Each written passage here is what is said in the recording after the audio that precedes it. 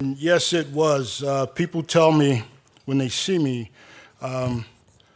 it was about time you got into the Pro Football Hall of Fame. And I said, no, no, no, it was well worth the wait. Trust me.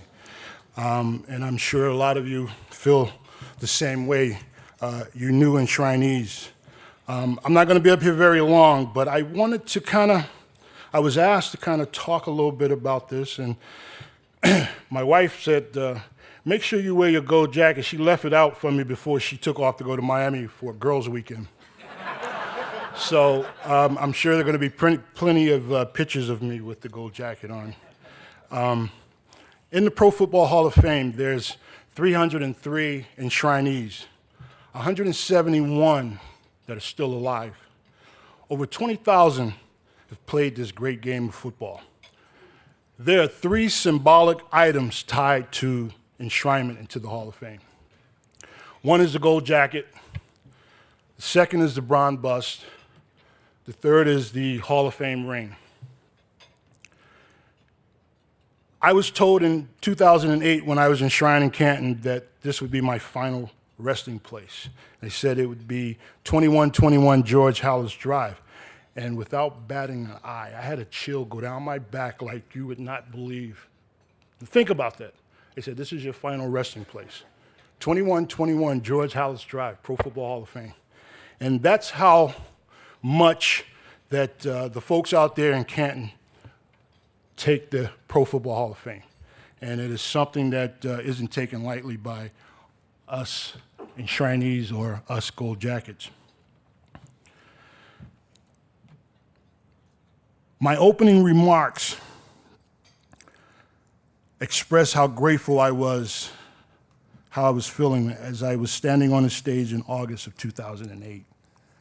And my opening statement was, as I stand here today, I feel like the man standing on the North Pole, and the only way to go from here is south. Truly. The greatest part of Enshrinement Week is the luncheon.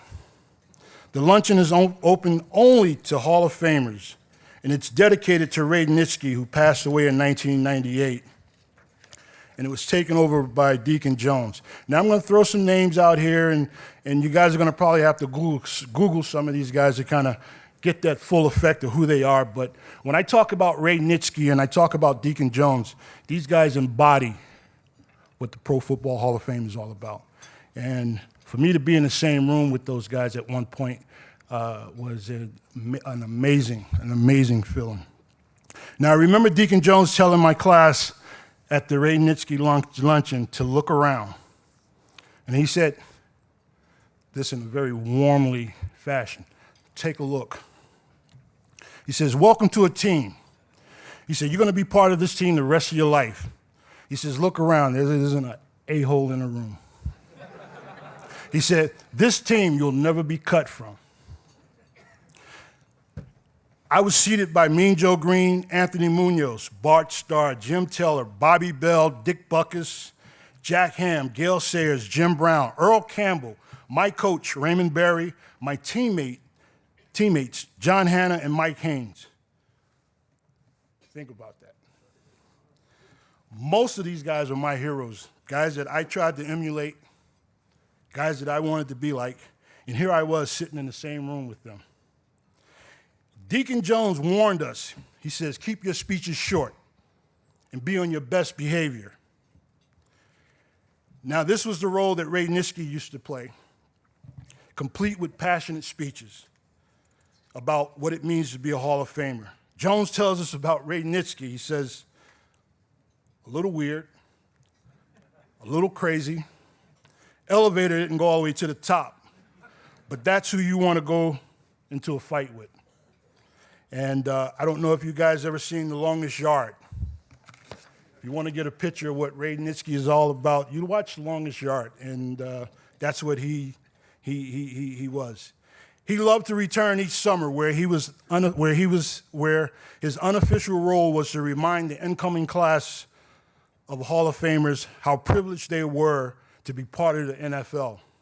And when I tell you this guy embodied the Hall of Fame and that Radnitsky luncheon. It's amazing. It's more than a building containing bronze busts, trophies, plaques, or banners honoring famous people. It's a brotherhood.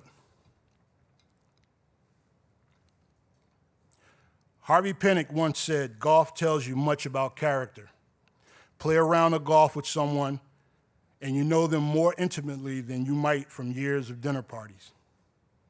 To the new inductees, you're here to be honored for your significant contributions and also to honor this great game of golf that so many people around the world love.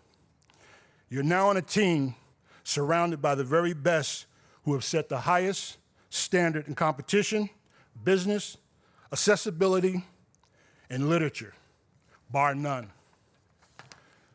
To the families of Bob Crowley, Joe Lazaro, and I love that Sam Snead story, Billy Flynn, Herbert Wynn, and to Ann Tobin, who I got a chance to meet, and Frank Vanna, who you guys don't know this, but he's my golf hero.